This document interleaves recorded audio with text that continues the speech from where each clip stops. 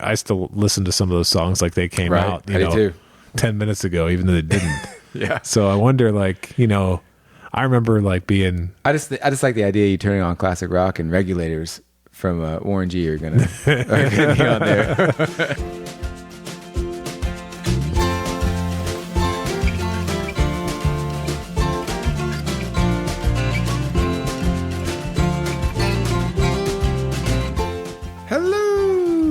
Welcome everyone to episode 62 of The Mashup, the best bourbon conversation you're going to hear all week long. We're your hosts, Michael, Anthony, and Steven.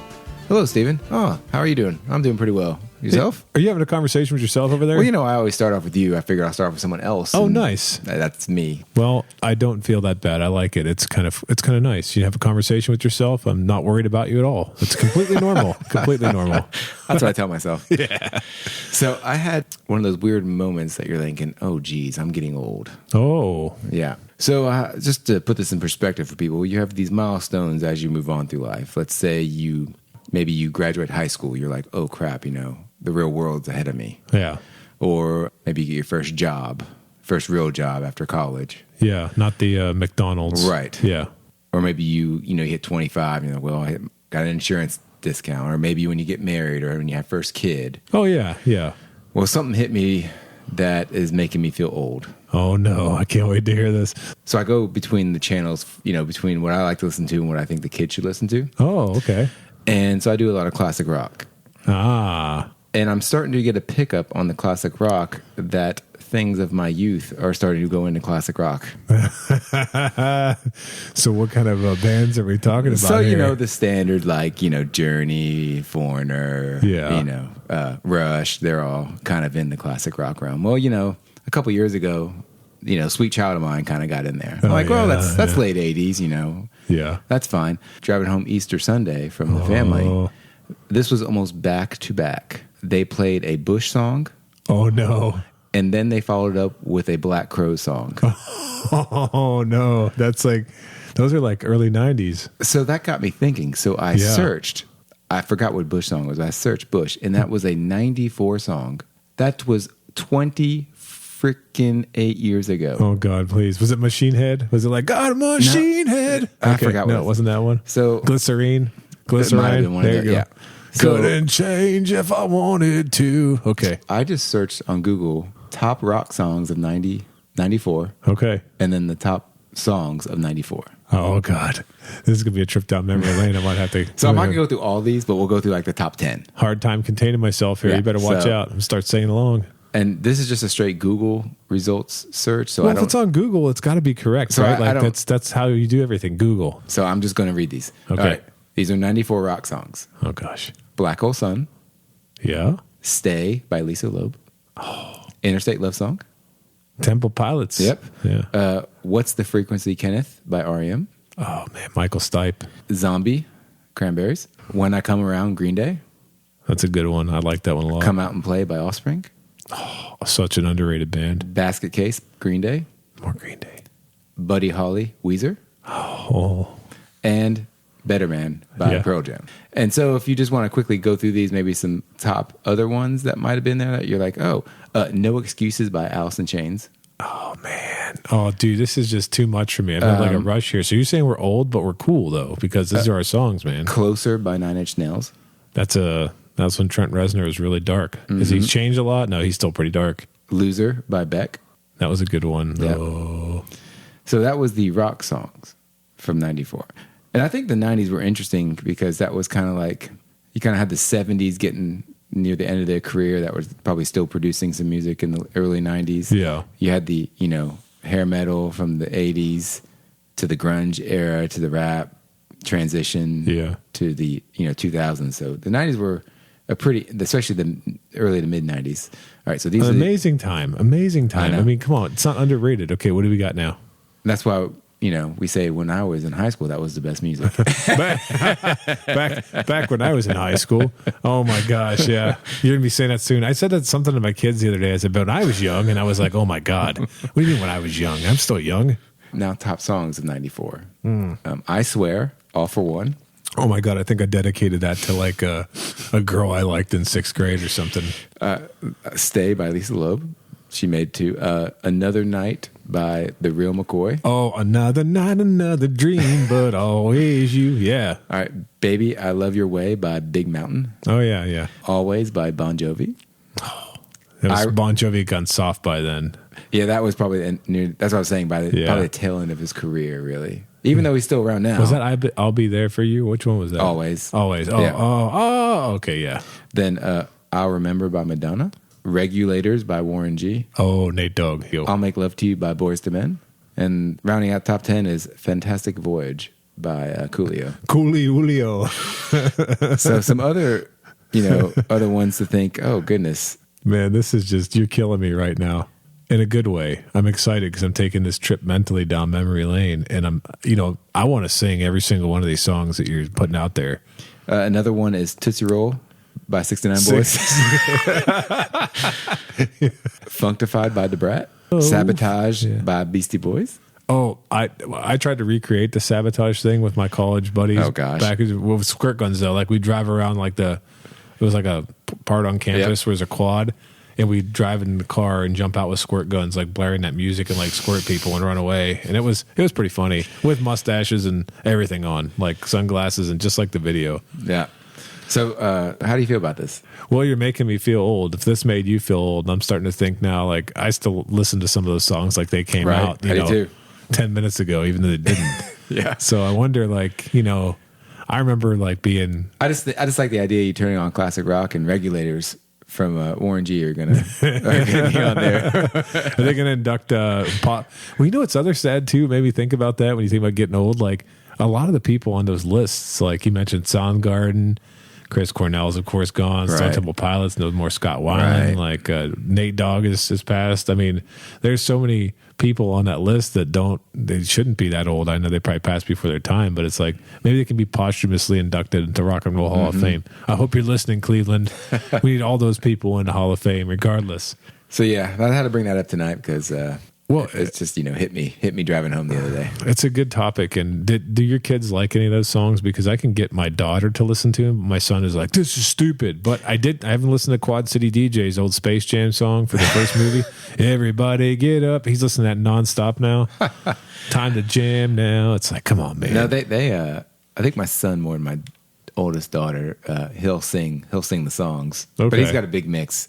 He's got like some of the adult contemporary to he was singing some of the classic rock songs, and it's like I hear this echo in the back, and he's like singing like real quiet, looking out the window. You can just see him mumbling the words. And see, he'll have to thank you for that because one thing you're saying about making you feel old, but I do remember riding around. My dad would listen to a lot of Motown and 70s rock and stuff. And it was kind of funny because there were times like, I hate this. He's like, well, I don't like the stuff you listen to. He's like, I can't relate to this rap music. I'm like, okay, Dad. Yeah, totally. Like, those are my kids. That's our kids now. They're going to be putting up with us trying to listen to stuff. Like, when I'm in the garage, like with my kids and they're right around the front yard, I got classic station on. So that's all I'm listening to. So before we get into our bottle tonight, we had one additional review on Apple Podcast. It was from Bill C. in Virginia Beach. Thank you, Bill C. You said some really nice stuff. In fact, the one thing that you said that really stood out to us was you speak with us instead of at us, which makes the show very enjoyable. Thanks for all you do and keep up the great work. Well, we appreciate that, Bill. And just like I said in a previous episode, if we make it to Virginia Beach, look out because we're coming to see you. And remember, if you would like a shout out, just give us a review on Apple Podcast, and next time we record, we'll give you a shout out for sure. And for this week, we have a bottle of Little Book Chapter 3. So this is exciting. So you guys might recognize this one because it's an annual release in the fall. But we have Little Book Chapter 3 called The Road Home, and the distillery is Jim Beam, of course, parent Beam Suntory. The bottle date is 2019. The ABV on this one is 61.3%, and the proof is 122.6. This sounds very familiar. I think we did a bottle recently. Where just last week. Just last week. Oh, my goodness. That's very ironic. What are the odds to have two barrel proof, the same proof? The age statement on this is actually, it's not age stated, but they tell you exactly what's in the blend. So it's a blend of 9, 11, and 12-year-old bourbon. So for those of you who don't know, if you're counting, if there were an age statement on this, it's always the lowest year that's in the bottle. So that would be a 9-year bourbon. It's a mixture of two different mash bills. So the 77% corn, 13% rye, and 10% malted barley, which is typically used in the Knob Creek and Booker's.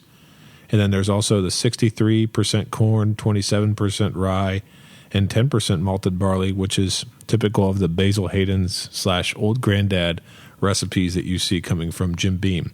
And the MSRP on this guy is $125. Well, it's quite expensive. Indeed. But what do you get for all that expense? Well, you get another wooden box, this time stained. Yes, stained a nice, what would you say, it's black? Either it's mahogany oil stain. It looks nice, and it's embossed on the one side. It has a logo, and on the other side it says very prominently, Little Book. Little Book. Mm-hmm. I'm not going to lie to you. When I first saw Little Book, I was like, "What's the book? Like, I don't get it. I didn't really get it." And then Little Black Book, 50 Shades book. Ooh, yeah. What are we talking about here? Let's talk about that bottle because it kind of has some resemblance to the Booker's bottle that we looked at. Yeah, I don't remember exactly what it looked like, but for all intents and purposes, it's kind of the same label. Yeah, I mean the bottom label actually is slightly different, but this top with the black wax and the ribbon, it had that on the Booker's, right? Didn't have the same kind of ribbon. I think it did. I don't remember. And then they give you this nice little hang tag with gold accents that tells you what's in here.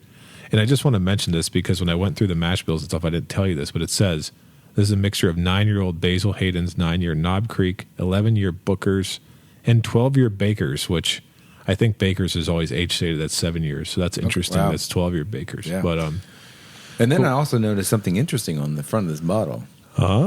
It looks very similarly to our podcast logo.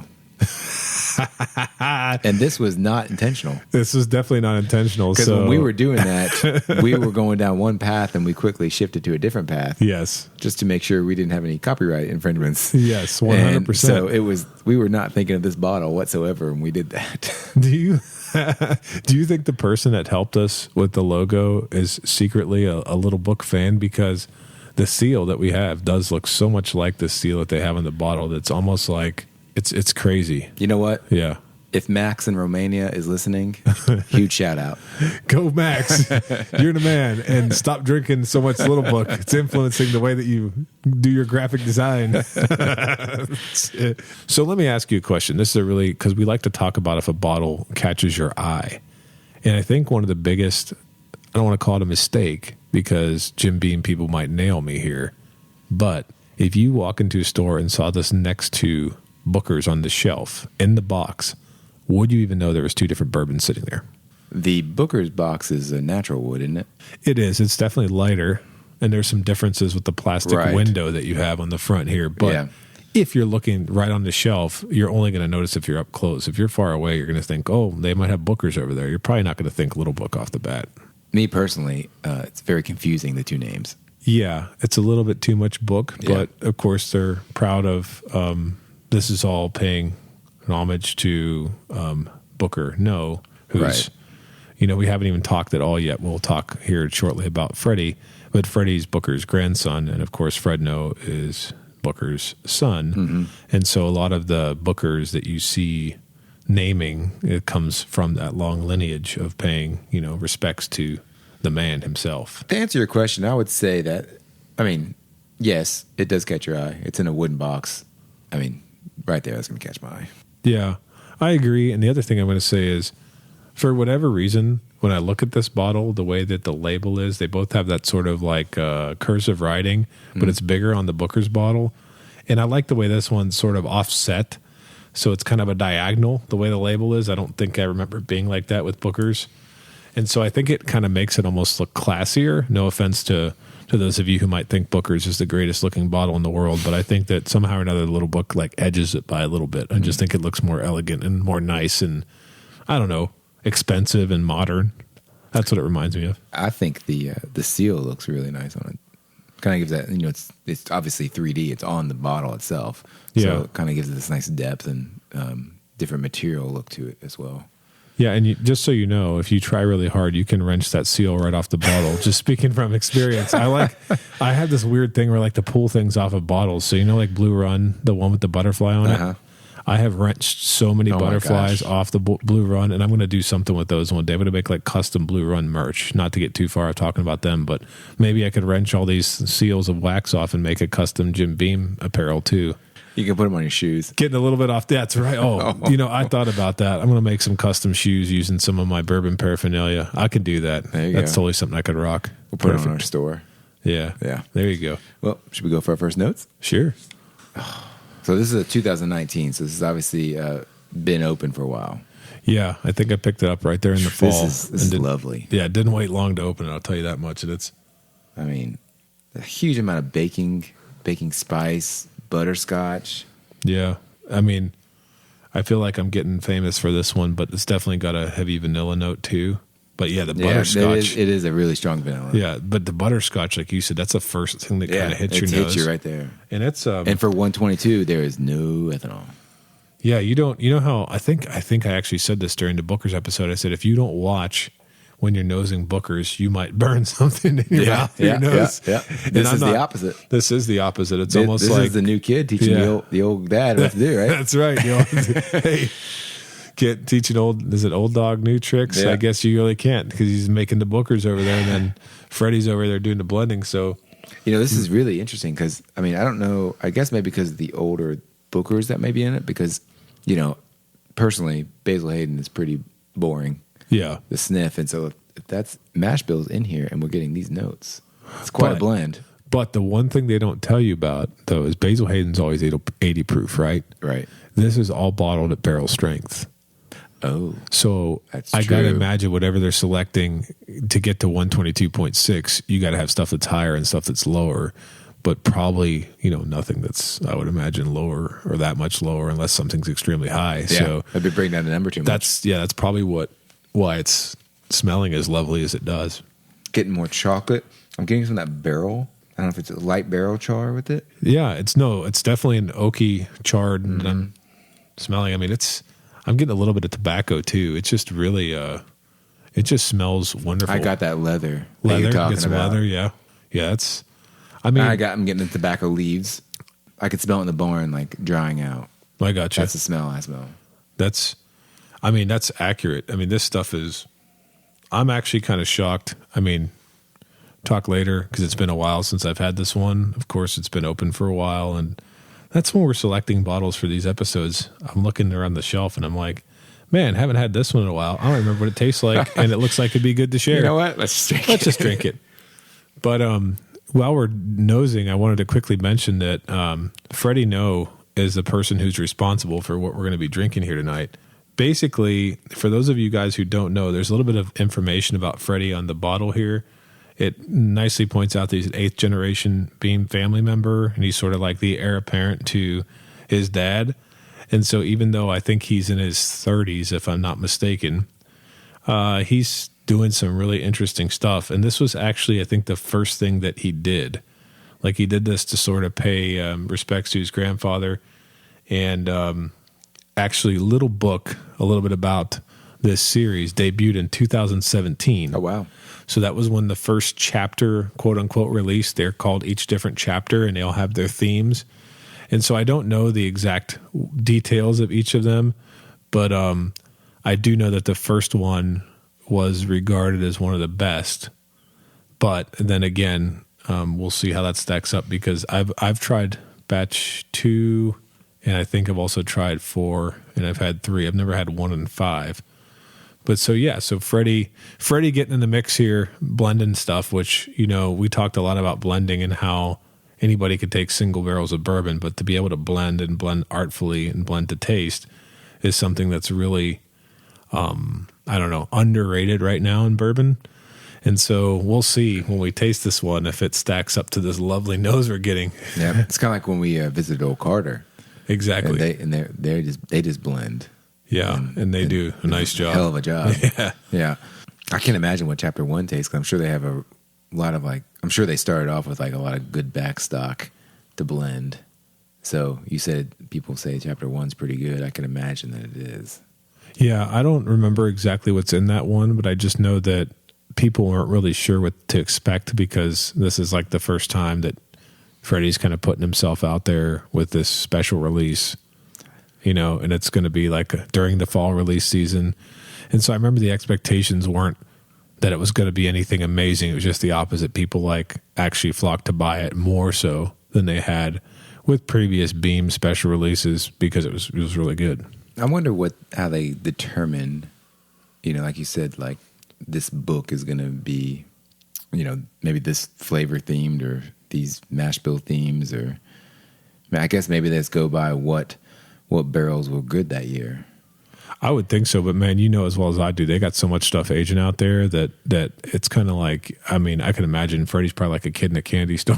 Yeah. Like, hey, I got to pick up all these great barrels. I mean, where do I start? But again, how do you take 4 different barrels and 2 different recipes or 4 different stocks of barrels? Because of course they produce a lot of this. So it's not like it's going to be just 4 barrels. It's, going to be multiple of a lot and come up with something that's a pretty big and consistent blend. It's pretty hefty feat there. So you said you had chapter 2. Yes. Okay. Let's do our 2018 theory here. Yes. How was chapter 2? I remember liking it so much that I went and got another bottle of it because the first bottle didn't last very long. And then also, quick story and quick shout out, that year we had gone down to South Carolina for our family vacation, and I stopped by to see my buddy Kyle and met his buddy Ryan. So they're both part of Upstate Speakeasy. I mentioned it before, which is like a bourbon group / club down in South Carolina. And they were pouring some pretty heavy Glencairns of Little Book Chapter 2. Wow. Like I'm talking like 4 and 5 ounce pours. Whoa. So they might not remember. I only remember because I remember what I felt like the next day. But man, we were having a good time drinking that. So it was tasty. So the 2018 year kept up then, huh? Well, yeah, but here's the other thing I'll mention about that. I do remember, I think it had like a 40-year-old Canadian whiskey or rye in it. Oh gosh. Yeah, so I don't know where they got that from or how they got it down here. You just found that 35-year-old Canadian just I know, right? It seems like Canadian whiskey is seeing a big resurgence lately, but I mean, yeah, it was definitely different from the first one, drastically different from the first blend from what I heard because I haven't had it yet, and I liked it. So now I'm excited to see again remembering what I thought about this one. Well, let's go for our first taste. Man, I know we got a little cough over there. Was that an ethanol cough? Maybe. It does hit a little bit more heavy in the mouthfeel, a little warmer than it smells. But I'll tell you what, I'm just going to give a quick kind of finger licking good. I don't know if I've ever said that before, but it's kind of that was a nice sip. Oh, this is good. It's real good. Yeah, one thing that stands out to me major here is like, I would almost call it like a layered, well-aged oak.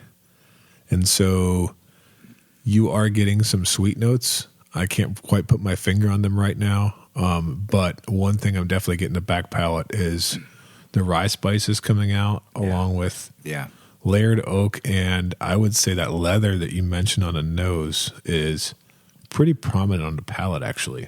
Well, I may have burned out my palate a little bit there. Okay. On this 122. High proof got you. Yeah. But I'm going to grade you on what you just said on your taste. Oh, what do you have over there? Because on the neck tag, they have the aroma and the taste notes. Oh.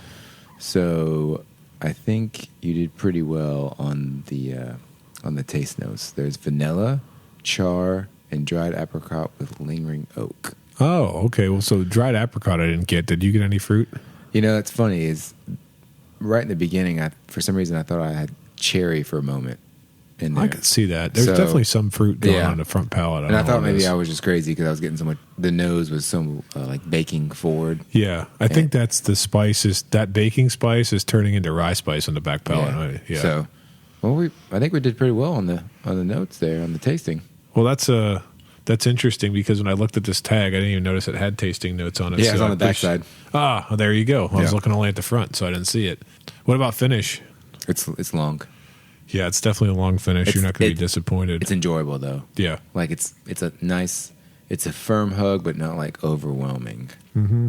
And it stays. I mean, minutes. It's there. Man, it's a really nice. It's a thicker mouthfeel too. It's definitely not a thin mouthfeel. It's just nice. Not quite oily though. I wouldn't describe it as oily or all coating. So with this being the $125-ish price point, and I assume it's probably on the upper end of Beam's catalog that they sell. Mm-hmm. Are they trying to compete with the BTAC? Yeah, I definitely think this is positioned to be competing with the BTAC and every other fall release for that matter. So this actually always seems to release right at the beginning of September. And so if you follow fall bourbon release schedules, that's very early. There's very few things that release late August. I mean, of course, Old Forester birthday bourbon comes out early in September, right? I need to get me one of those. Exactly. We all need to get one of those. And so it definitely competes with a lot of the heavyweights, and it's positioned to do that. I mean, since 2017, it's been coming out at that time. And I honestly think sometimes that might be to its detriment, because I have seen it, at least this past year, the Chapter 5, when it released, I did see it sitting for a couple weeks in certain places. That was my next question. Since it's Beam, is the volume that they're putting out is greater than Buffalo Trace? I definitely think so. They never release. I don't think they put like a number of how many bottles they make anywhere. Right. And then it's even a little bit more precarious, I guess, because I've mentioned this in a previous episode, but we talked about their barreled and boxed program, where they're shipping bourbons to people now. They're going to do that 4 times a year. And my biggest criticism of that was the fact that the first box they released was Chapter 5 little book with Chapter 1 as a re-release.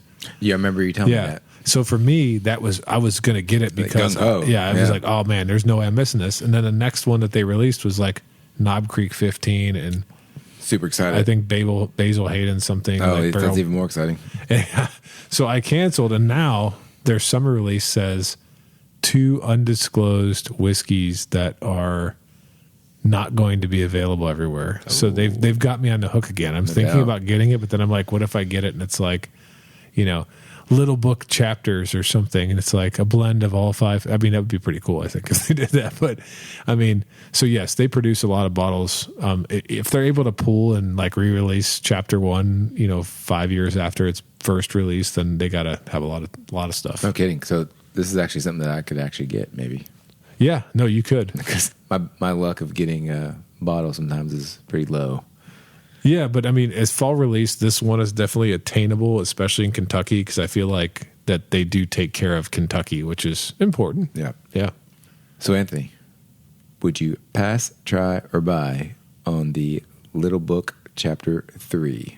So here's what I will say, that I would buy this, especially the Chapter 3. Thinking back in my memory, I probably about Chapter 2 as well. I don't think, and again, maybe we can review this in a future episode, but I don't think I liked 4, if I remember correctly. Okay. And then I never had 1 and 5. And so the big thing here is going to be the variance that you're going to get between each one, because they are all so unique that you're not going to have the opportunity to see this on the shelf and be like, well, unless it's a 2019, you might not be able to 100% trust our pass, try, and buy here. But let's stick to what we're doing. I wonder what you think. So that's not bad right now. You have 2 out of 3 you said you'd buy. What was wrong with the 4 that you didn't like? If I remember correctly, I think that old Freddie jumped into the brown rice bourbon they have. They have a brown rice mash bill. Remember we talked about that for Basil Hayden Toast? That's right. And man, I don't know whose idea that was to use that as a flavoring grain, but it doesn't hit my palate well. Maybe other people love it, but I can just tell when it's part of a blend when I'm drinking it, and not in a good way. It's not something like, oh, you want to know what you're drinking there. Like, I don't want to there's a recent bourbon, I won't throw them under the bus, that was released. Okay. Everybody seems to like it. I hate it. Oh. And that's why I'm not mentioning what it is. I'm just trying to be diplomatic here. But the reason why I hate it, and I know that I hate it, is because I went to a friend's house. No, it's not the brown rice. This is not a Beam product. This was a different product altogether. But I got it put down in front of me during 3 different blinds. I could pick it every single time because I hate it. Like, it wasn't one of those where it's like, oh, we're mixing it up now. It's like, no. So I feel like if you set 3 glasses in front of me and one of them had the Beam brown rice mash bill in it, I would just go, that's the Beam brown rice mash bill. I don't like it. So I think they used that in 4, and that's why I didn't like it. Okay. Yeah. So they went hot and heavy that year with that.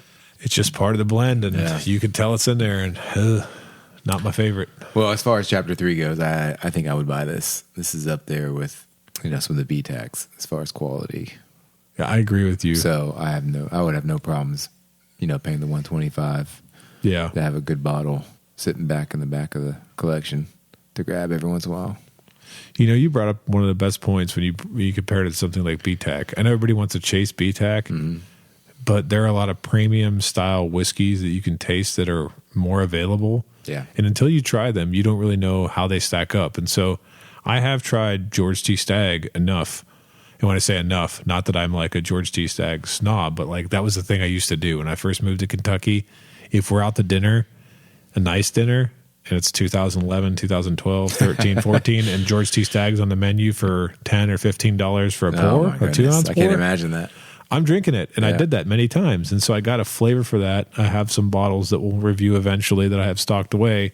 But this actually drinks like, one of those bourbons does, which is a huge tribute to what they're doing over there, because I don't typically like the Beam catalog enough to say like, I'm going to have 10 bottles of Knob Creek, or I'm going to buy any of the Bookers. I think did I pass on Bookers? I can't remember. I may have said either try or pass.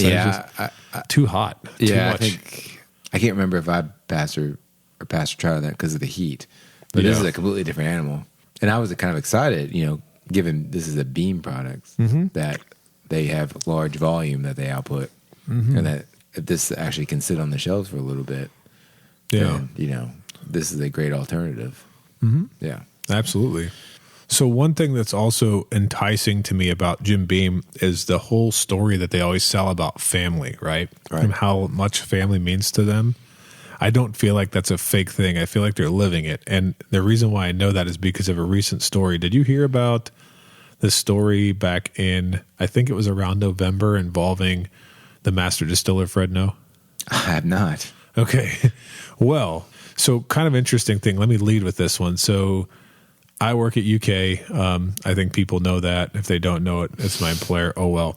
Go listen to another episode. Yeah, go listen to another episode where we talk about it. So anyway, UK's got a huge medical center there. And, a lot of great doctors, nurses, and staff that take care of people. So interestingly, talking about all this, kind of a shock to me. So what happened is Fred Noe apparently was afflicted by diabetes like a lot of Americans. And it was starting to cause problem with one of his kidneys. And so he goes over, I don't even know where he went, but he went to clinic. And who does he go and see by chance?